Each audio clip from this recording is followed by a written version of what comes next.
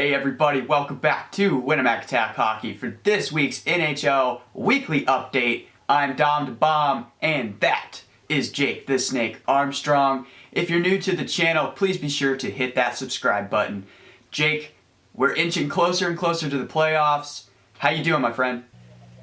I'm great. I'm excited to see who closes this one out and gets those last few playoff spots. Yep, that's the first bit of news we got this week, is a couple teams have been officially eliminated from playoff contention, while others have clinched their spots. So 3 teams have been eliminated, and those are Columbus, New Jersey, and Buffalo. Those that have clinched so far are all from the West: Vegas, Colorado, and Minnesota. So we've got some awesome surprise from both sides there. Jake, from the teams that have been eliminated, who do you think has probably been the most disappointing? Columbus, for sure. They made a few changes in the offseason, getting Max Domi, and then, of course, they made that trade during the season for Pierre-Luc Dubois to get Patrick Laine, and it just hasn't worked out at all for them. And last year they were a playoff team, so this just isn't a good look. Yeah, and I mean, just think a couple years ago, they swept Tampa, who won the President's Trophy in the opening round of the playoffs. Things were looking good, and now you're sitting here going, well, hopefully we can win the draft lottery. Doesn't make sense. Yeah, falling off a cliff. Yeah. So, on a better note, though, of the 3 teams that have clinched so far, 1, who do you think was the biggest surprise, and 2, who do you think has the best shot to go all the way? It's a little bit interesting that the 3 teams are all from the West.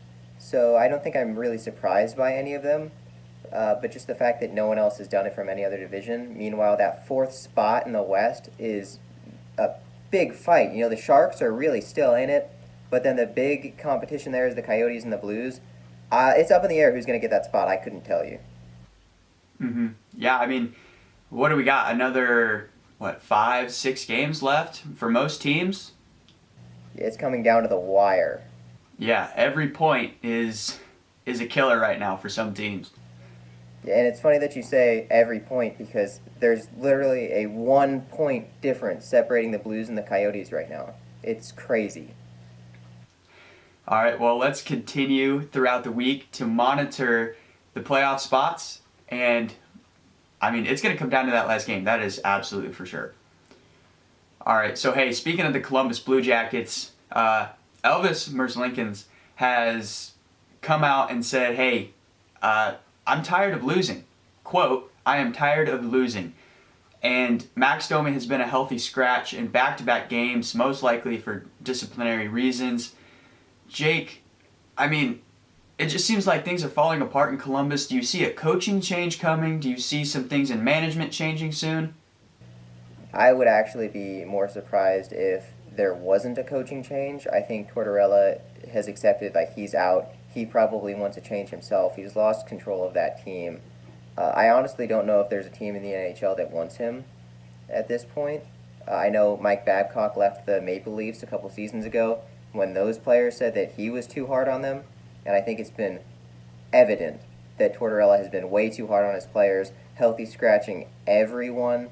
He's out in Columbus. There's no question about it. But their GM, his name is a tough one, like Jarmo Kekalainen is how I'm going to say it. He has made good moves. He's brought in good guys. Just nobody wants to stay in Columbus. I don't think that's his fault, but I think he'll stay.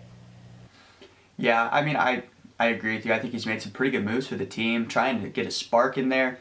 I think if you get a new coach, I think that team could come back and fight for a playoff spot because they've got talent on that team.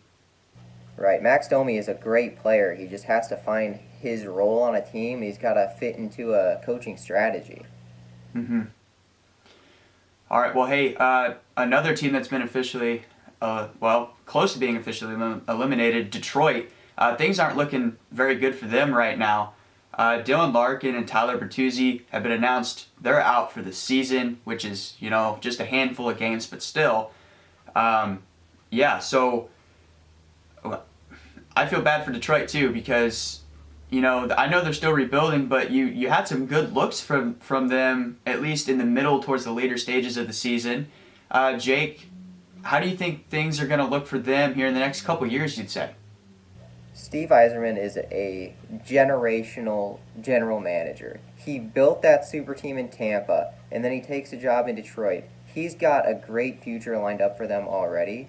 Uh, he's already making great trades. He got Robbie Fabry, who was also injured the other day when they were missing Dylan Larkin and Tyler Bertuzzi, who's another top forward for them. So there's a lot of injuries right now, but he's built a great team. They had that fleecing where they got Mantha, or where they gave away Mantha, excuse me, for Vrana and Panik and a first and a second. And then in that game where you're missing your top center, Dylan Larkin, you're missing Robbie Fabry, you're missing Tyler Bertuzzi, your other top winger.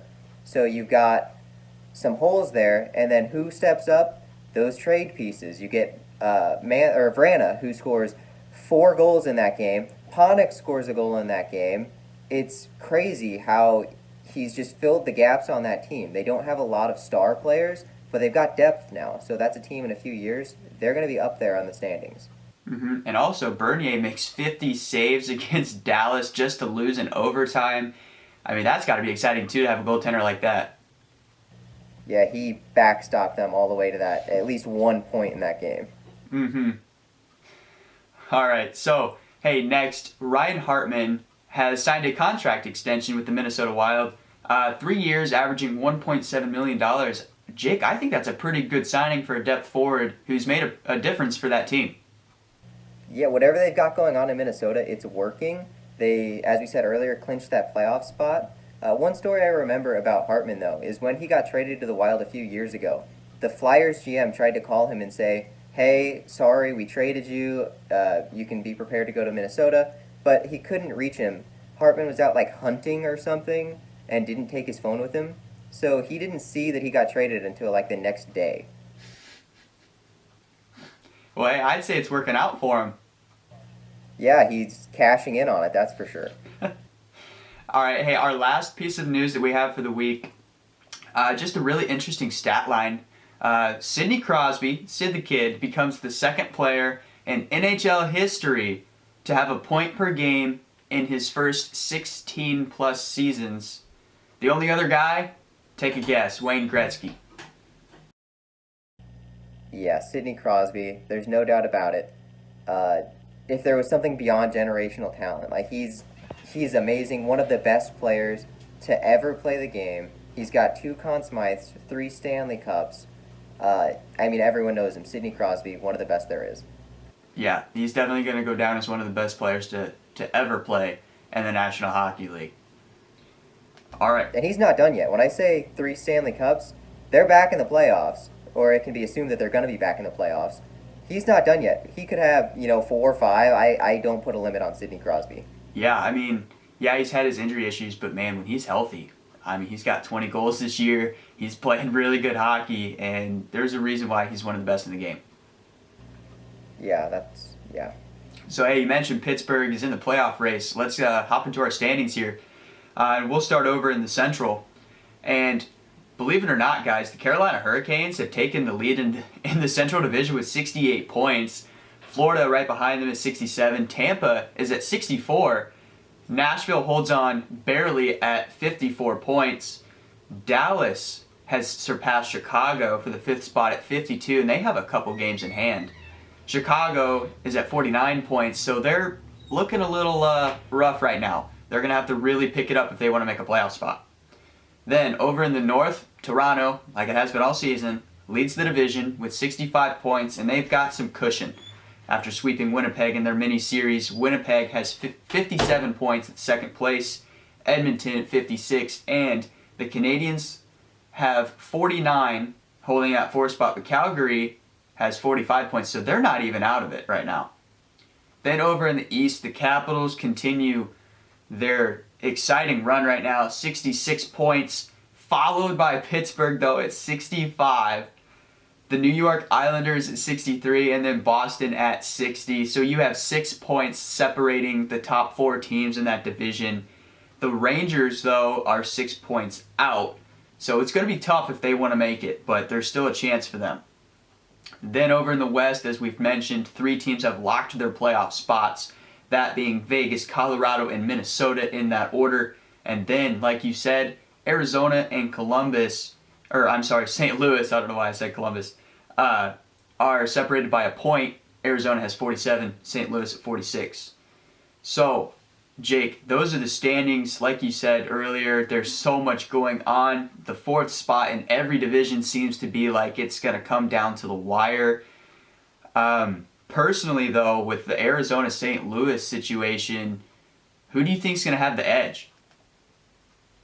I know St. Louis has a few games in hand, but they've got a tough schedule. They're playing Colorado, Minnesota, and Vegas several times to close the season out.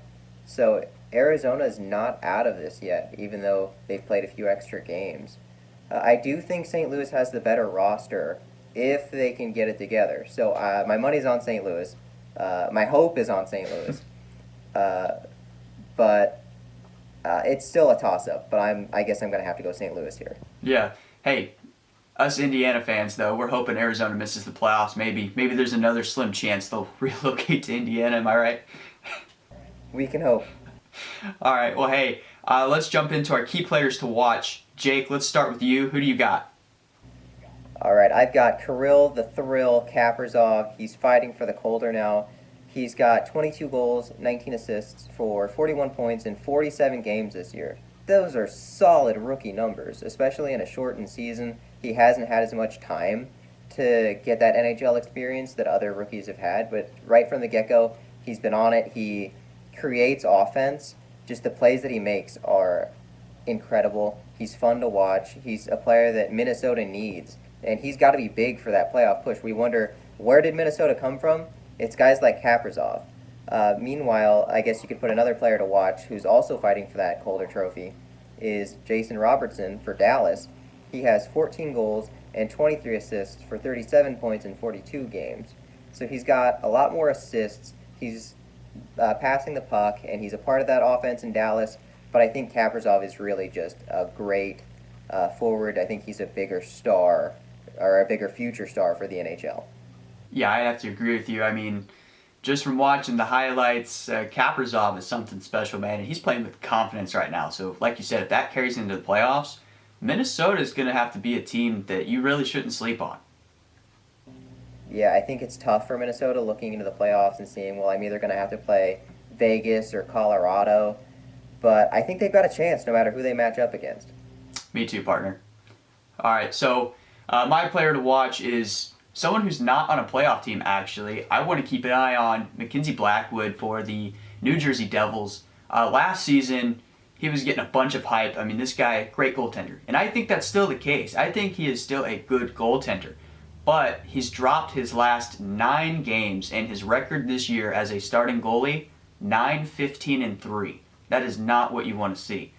But heading into the future for the New Jersey Devils, I think they've got themselves a solid goalie that can help with that rebuilding process that they're in right now.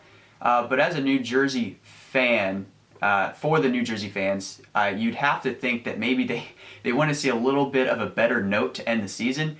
So hopefully Blackwood can pick up a couple dubs to close out the season. And hopefully their defense can help them out. Like, other than, Subban, who's had better days. Who else is helping out Blackwood? Get him some defense. Yeah, that is for sure. So, hey, that is all we've got. Jake, do you have any comments or concerns that you want to bring up?